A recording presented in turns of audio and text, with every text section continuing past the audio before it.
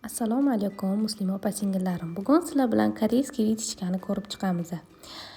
Hozir andazamiz shu holatida turgan holatida biz qiladigan ishimiz proyma liniyasidan, mana shu liniyadan ko'krak markazi bizda proymaga to'g'ri kelgan va shu joydan pastga 5 sm nuqta belgilaymiz va shu nuqtani ko'krak markaziga to'g'ri liniya bilan tutashtiramiz va shu joyini kesib olamiz. Mana endi bu bizda koreyskiy vitichka bo'ladi. Oldin buklovga qo'yib joylashib boshlaymiz. Surilib ketmasligi uchun albatta bulavkalab olamiz va chok haqlarni tashlashni boshlaymiz. Bo'yin o'yinimizda chok haqi tashlamaymiz.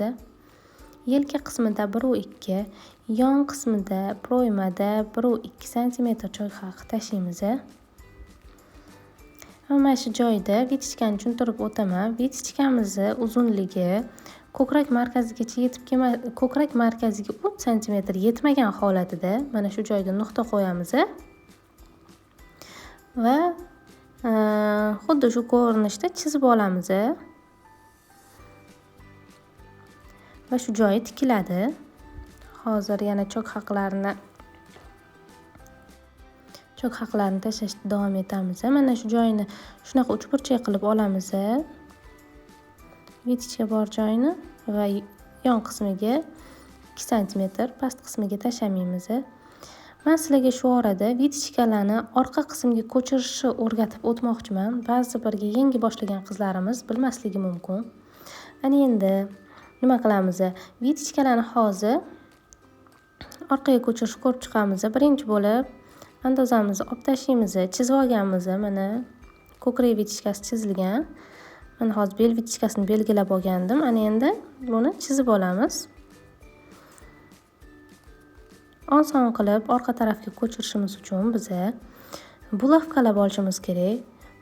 Vitichkani uchlariga mana shu ko'rinishda bulavkalarni qadab chiqasizlar.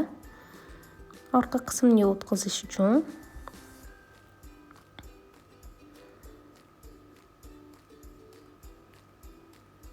Mana bulavkalarimiz qadab oldik.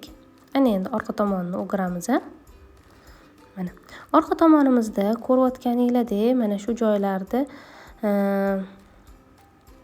bulavkalarimiz ko'rinib turgan joylari bilan chizib olamiz. Mana shu holatida bizda vitichkalarimiz orqaga ko'chdi.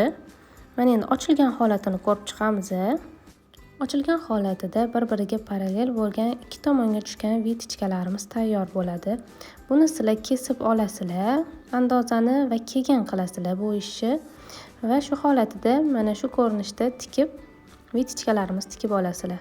Ana endi orqa qismni ko'rib chiqamiz. Orqa qismimizda bizda hech qanaqa model chiziqlari kiritilmagan holatda bulavkalab olamiz. Shu holatida bo'ladi koreyskiy vitichkamizning orqa qismi va chok haqlarini tashlab olamiz. Orqa o'rta chokli olinadi. 1-2 sm chok haqi. Bo'yin o'yinimizning tepasiga 1-2, yon qismiga tashalmaydi. Yelkaga 1-2, proymaga 1-2, yon qismiga 2 sm chok haqi tashaladi va bel vitichkasi tikiladi. Kurak vitichkasi old yelkaga yedirib tikiladi. Shu bilan orqa qismimiz tayyor. Mana tikilgan holati.